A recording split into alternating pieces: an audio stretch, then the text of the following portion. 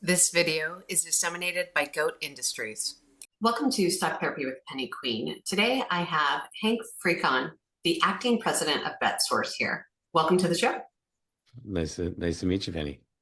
All right, I am very excited that we get to finally start talking about Goat Industries and BetSource. So for people that are hearing about Goat Industries for the first time, it's listed on the OTCQB and the CSE. It's not a typical operating company.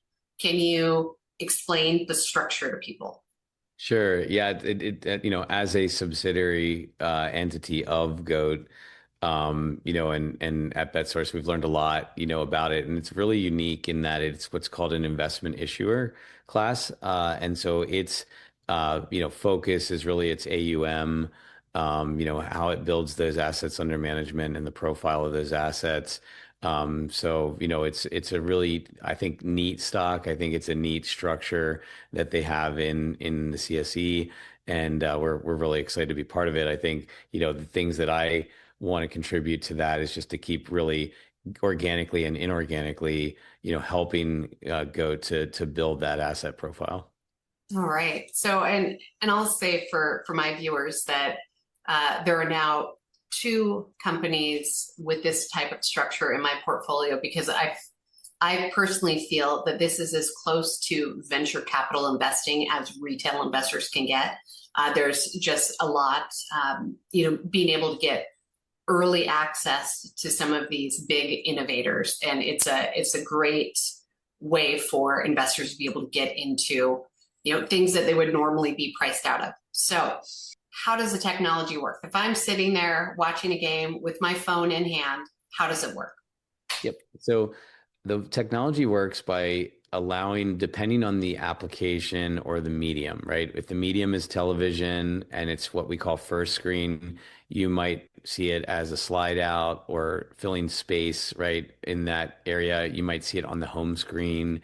So that area of engagement. And what you're doing is you're actually able to use your remote, or you're able to use your phone as a second screen to have a relationship with the content or the information in that way. You'll also be able to use your voice. You'll be able to talk to it, ask questions, who just scored, what's the odds on that, what's the, can you, that kind of voice dynamic relationship that we're getting used to.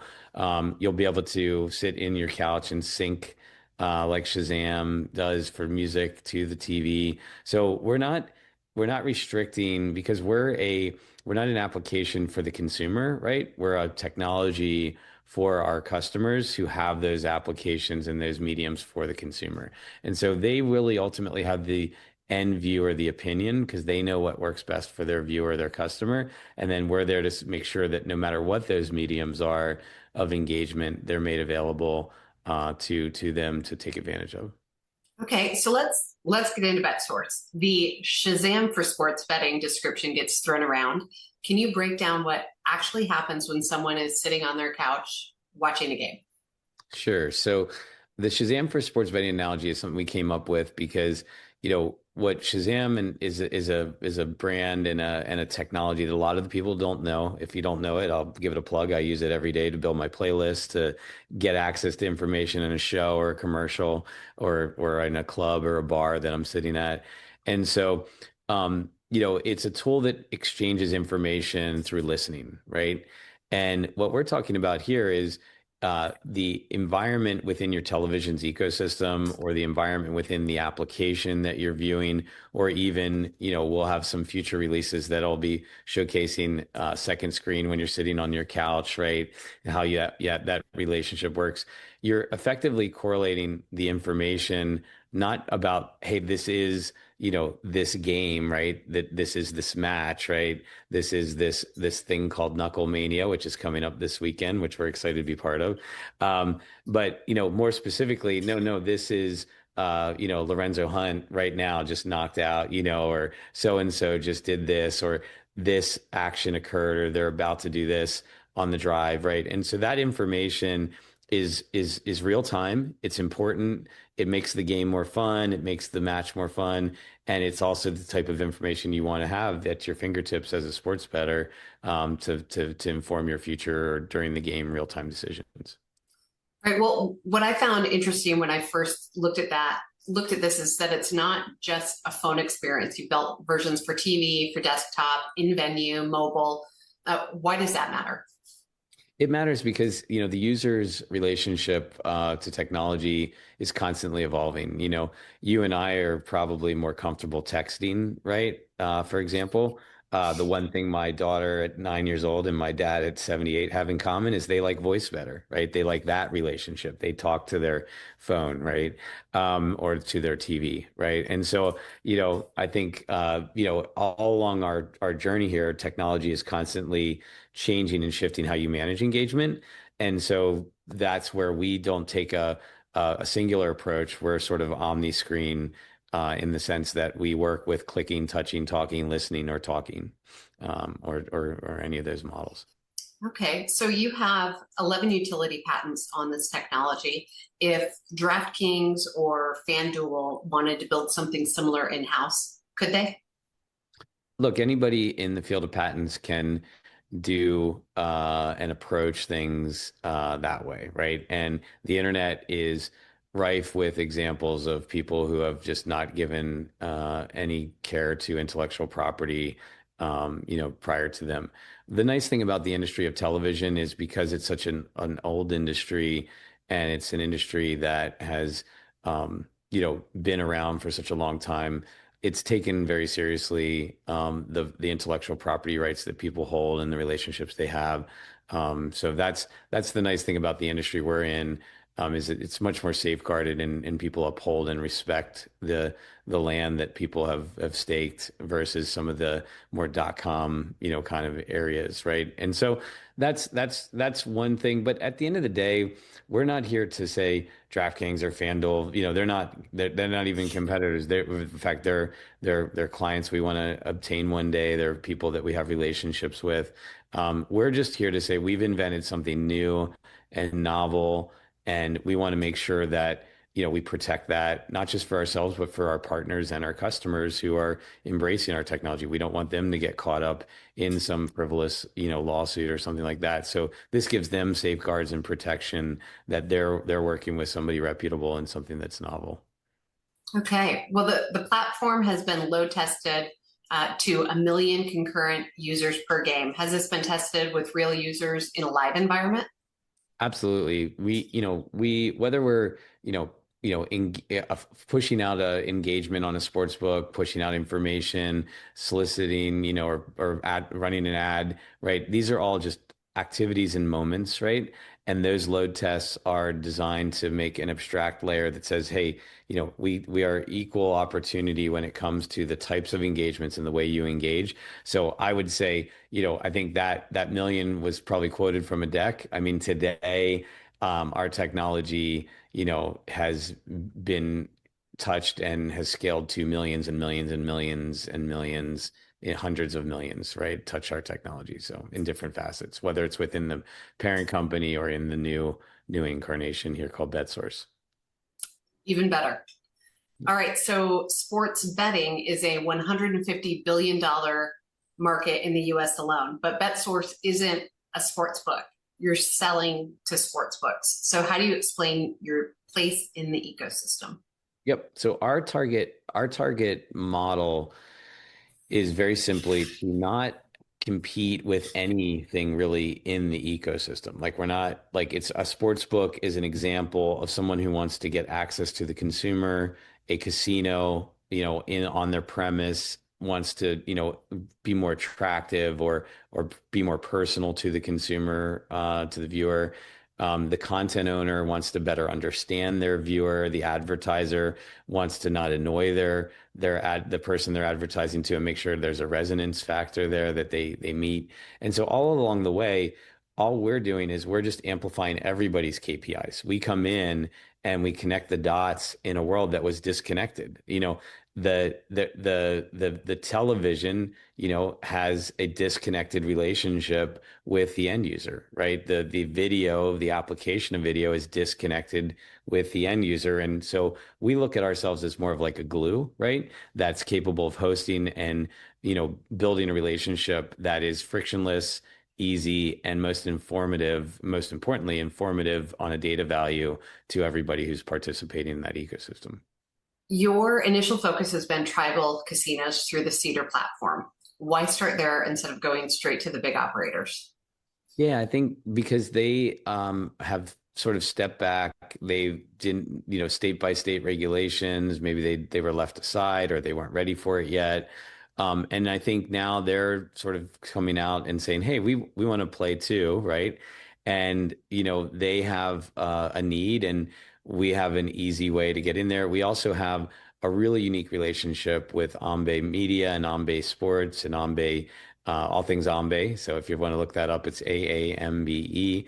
And they have a respected aggregator and solutions provider for the tribal casino market. And so that's a very strategic partner of ours that we're affiliated with. So that's another reason for that relationship and our approach. Okay, and tribal gaming generates more wagering volume than Las Vegas, but is really underserved by modern tech. So when I saw this, when I went through all of your materials, I saw that particular outreach as being a really smart beachhead. Less competition, real need. How many relationships are in the pipeline there? Yeah, so I, for various reasons, don't comment on that until we're ready to make that information public. So, that's something I would defer. But I'd really like to know, but that's okay. I can wait. All right. We'll Can be, you? we'll be making sure that everybody knows at the same time. So. Okay. So you're targeting 7.5 to 10 million in annual recurring revenue by the end of 2026. Where does the pipeline stand now? Yeah, I think we're on our way. We have a pretty healthy, pipeline. We have already had some great wins, and so at this point we're feeling comfortable with that. We're like I said, we'll have some really interesting news coming up in different facets, but overall, I would say we're not shy or afraid of that number. Excellent. Okay, one thing that struck me about the monetization concept is you've talked about how traditional TV gets maybe 30 to 37 ad breaks per sporting event, while Google gets 240 ads an hour and Facebook gets 62. Where does BetSource fit on that spectrum? Yeah, so what we figured out in the internet zone, right, is that an advertisement, if it's done properly, it's done contextually, it doesn't feel as intrusive, right? It's blended into the experience, and there's an old adage that says if you have good utility and you have good content, I'm gonna say old, meaning that because the internet is old now. So if you have good utility, good content, that's your winning formula for monetization, because that means that the consumer wants to enjoy their relationship with you because of the utility value. The content creates the experience that's rich and dynamic. And within that environment, an advertiser can find their relationship of value to you, right? So that's the game that's played, and that's the way the internet scales, right? When we shift over into television, we're following a format of, interruptive advertising that was built and introduced, I don't know exactly when, but it was a long time ago. If you go back to the original style of advertising, you would find that your advertisements were blended into the content experience.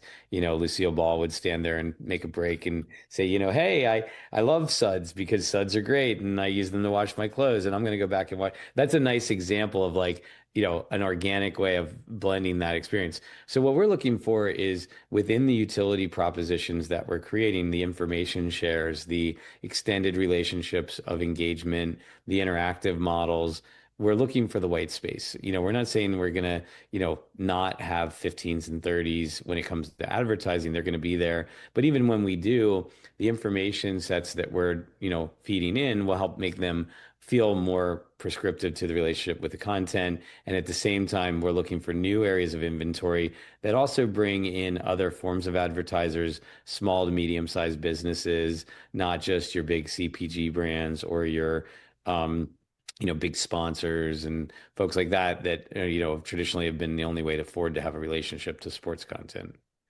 Okay, so what I'm hearing here is that your monetization density is way higher than all those other channels, but you're not interrupting people. You're adding to the experience. That's correct. Yep. Yeah, here's the fun fact that absolutely nobody needs to know, but soap operas were called soaps because that was where the original advertising was, because it was product placement and they would actually talk about it, kind of like you were saying with Lucille Ball, but they wouldn't interrupt the show. They would work it in like it was a natural part of the show. So yeah, more modern. I'll give a shout out to Talladega Nights. If you haven't seen that movie, they've done a great job of that. So yeah. Yeah. Oh man, if you just count the logos too. I mean, it's not hard. I mean, you talk about like NASCAR in general. Right, you see those logos going round and round and round. Right. So that the revenue share model launching in 2027 takes a percentage of betting handling rather than flat licensing fees. It seems like it's a fundamentally different type of business. Can you explain how that works? Yeah, I mean, I guess I don't know that I would say it's a fundamentally different type of business. I think the model that we're following in is pretty much already been proven out in the .com arena, in various forms, right? We're just, actually introducing it in a different format to the TV industry and to the, TV apps and OTT zone. So just so you know, I see it a little bit differently because I look through the lens of an investor all the time, and I see you as first, we're a SaaS licensing company, and then beyond that, like a toll booth on this $150 billion betting industry. It does seem like a different animal to me, and it looks very exciting. Yeah, I get that. And I think that's an appreciative view. I don't have that view because like our view is always like, let's not try to do something that disrupts the flow of economics from the actual customer base. But you're right, the actual, way that we can collect that toll booth analogy and the areas that we're collecting revenue in are absolutely new areas that were not explored before, not mined before. Yeah. Yeah, and maybe I'll rephrase what I said because when I say toll booth, maybe it's the wrong word because it becomes more infrastructure, which reduces friction, which is good for all players in the market. I actually like your toll booth analogy. I mean, it is certainly, we're not necessarily standing there and saying, hey, Mr. Consumer or viewer, you have to, or Mrs., you have to pay to come in, right? That's the nice thing about it. If you increase the amount of non-intrusive ad load and monetization models, ultimately you don't have to hit those, subscription or upfront pay-per-view models as much, right? Because you've increased the ad load overall. All right.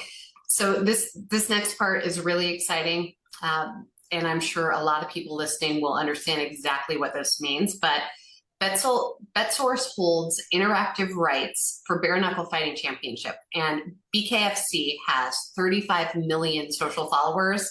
DAZN streaming deal. Conor McGregor is an investor. What does this partnership actually give you?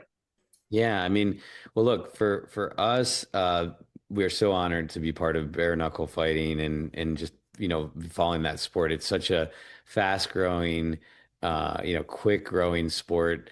When you look at where it was and, many states in the United States were not allowing it to even exist or trying to fight against it to today, it's legal in so many states and it's got lower injury rates than, UFC and other sports like that you're familiar with, like football. It's really cool. It's a fast, engaging sport. I think it's really relevant for our generation.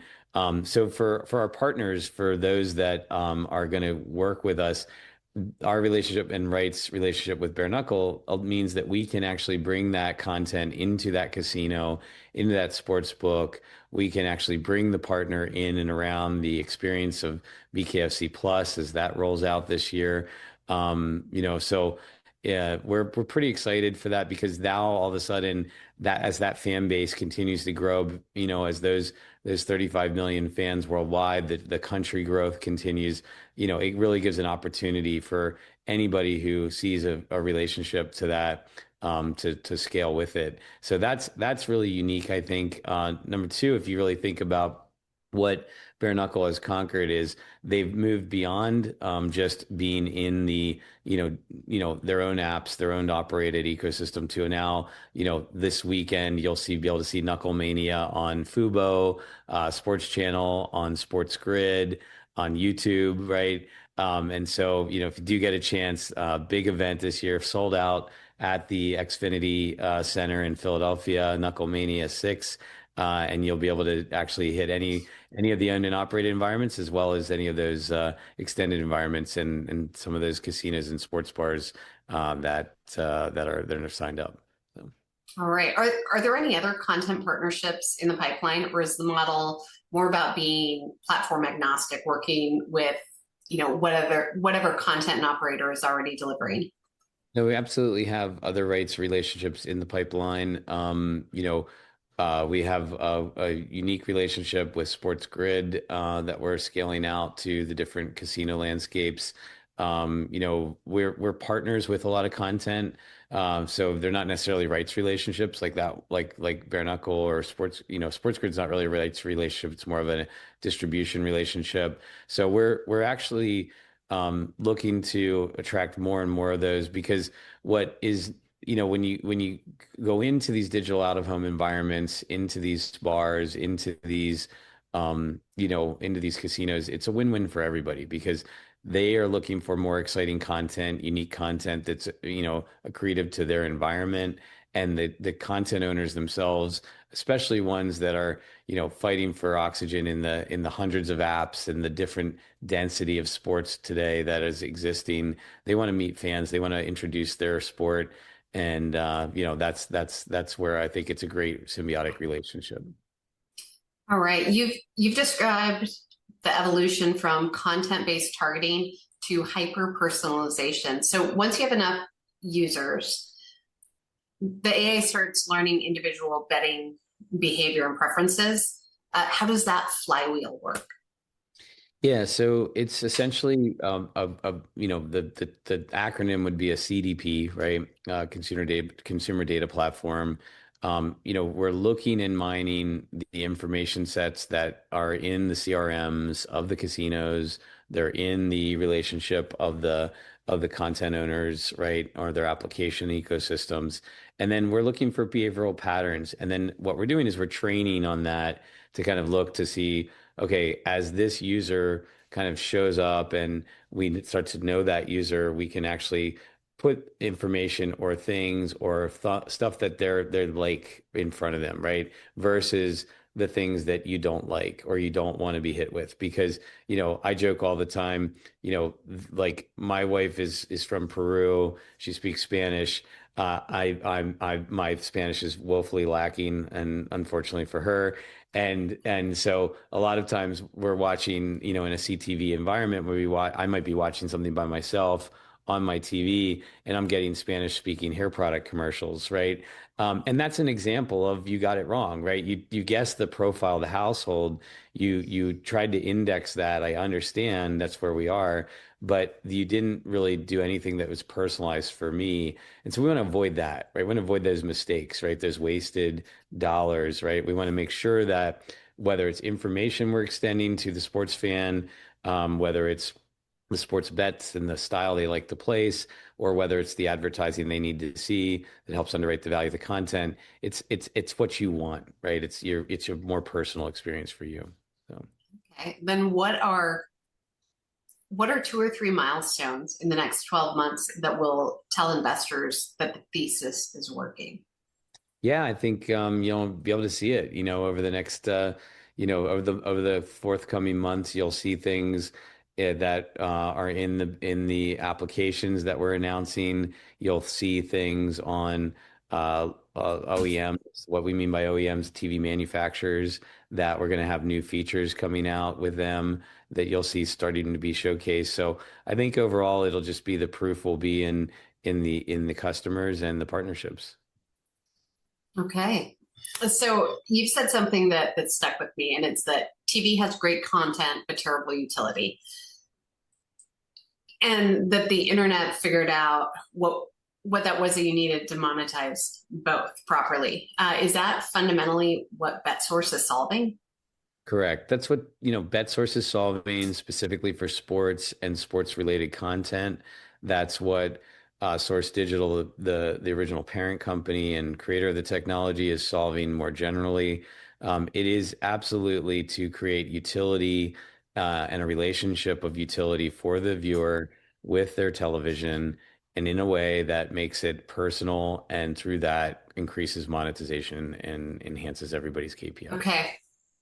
Then here's my very last question.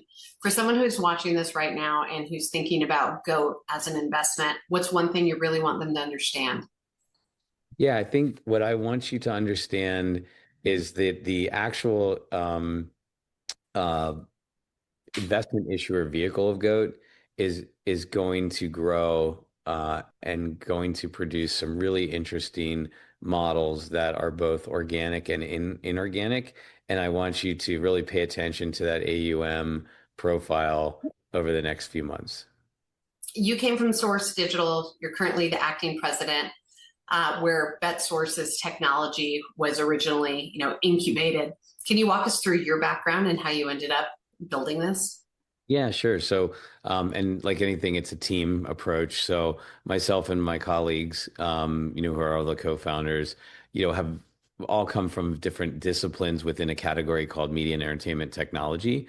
So many of us were there when, a lot of times people don't realize, TV is a pre-internet technology. And so, by that virtue, it's one of the most successful pre-internet technologies that is still coveted by humans and video, was born out of that relationship. And so today, it's amazing when you look at how it has more reach and more reach and screen time than search and social combined.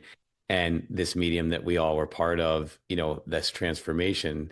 And so what we did was in those days, we're always focused on how to make video look better and audio sound better when we converted into an internet-based paradigm and started moving the industry that way. And what we realized is like, well, we've spent a lot of time on making it work for computers to have handshakes and compress things and do things that most people don't understand. We forgot about the human engagement and human interaction part. And as social media started to climb in its relationship value to our day-to-day lives, right? And we prize and things like search engines, created more utility and more engagement. What we wanted to do was bring that same paradigm to television, to video, right? Not just TV, but apps and video in general, and really let video express and reach and talk to you. And when we were at Source Digital, the parent, that was always a broad-based objective. Is let's use data, let's model things, let's take advantage of the success stories on the internet to treat this medium the way it should be. When you look at sports and sports betting, it's such an acute example or prescriptive example of what that means, right? When you think about the relationship of a sports fan, the content they're consuming, and the actions and the information that they want. And through those actions and that information, that's where the advertisers really win because they get to understand the consumer, the content owners win, they get to understand their customer, their viewer, the distributors win, the whole ecosystem thrives when you start looking at it with that lens. So that's our background and what our mission was. All right. So then let's talk about where the company is right now, honestly. The stock trades on the OTCQB and also on the CSE. Does BetSource have revenue? Yes. Yes. Yep. Okay. When will we hear more about that? Yeah, we'll probably start like putting that information out. Don't quote me on this, but it'll probably be towards the end of Q1, right in the beginning of Q2. Okay. What do you think the biggest risk is that investors should understand? I would say the biggest risks in the United States market is regulatory. That's always a risk. When you are subject to the, the complexities of state by state, and also when you introduce the ancestral territories like the tribal nations, and those risks continue when you get into international markets and how you treat not just the relationship of sports betting, but also the relationship of personal information, the relationship for advertisers, of their relationship to safety. We're very focused on mitigating those risks, but sometimes those things are outside of our control, and those are always the biggest risks, other than the normal, ordinary, course of business. And with a rapid state of change, as we've seen with AI's influence on the markets and some of the companies that are less dependent and those that will be more dependent on that, and how that sea change is going to work over the next few years. So in terms of regulatory risk, online sports betting is now legal in 38 states, right? That's correct. Yep. So while regulatory risk is definitely present, it seems like it's been opening up more and more. It has. Yeah. I think the relationship and understanding of what we call social betting, which is very different than, people putting their house on the line to, feed an addiction. I think that's where, a lot of the new, regulators have been kind of looking at things and going, okay, there's a market that just wants to have some fun. They are taking this not that seriously. This is like a great way to enjoy a game, have a little passive activity around it, bet with friends. And I think what you're seeing with poly markets and predictive betting is another example of where that risk gets, even lower, as things unfold. I'm really excited to see what the next 3, 6, and 12 months holds for Go and for BetSource. So thank you for joining me, and I will do my best to have you back